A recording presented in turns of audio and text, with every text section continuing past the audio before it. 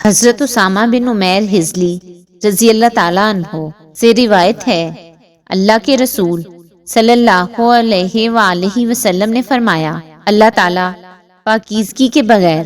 نماز قبول نہیں فرماتا اور خیانت کے مال میں سے دیا ہوا صدقہ قبول نہیں فرماتا۔ حضرت عبداللہ بن عمر رضی اللہ تعالیٰ عنہ سے روایت ہے، رسول اللہ صلی اللہ علیہ وآلہ وسلم نے فرمایا، اللہ تعالیٰ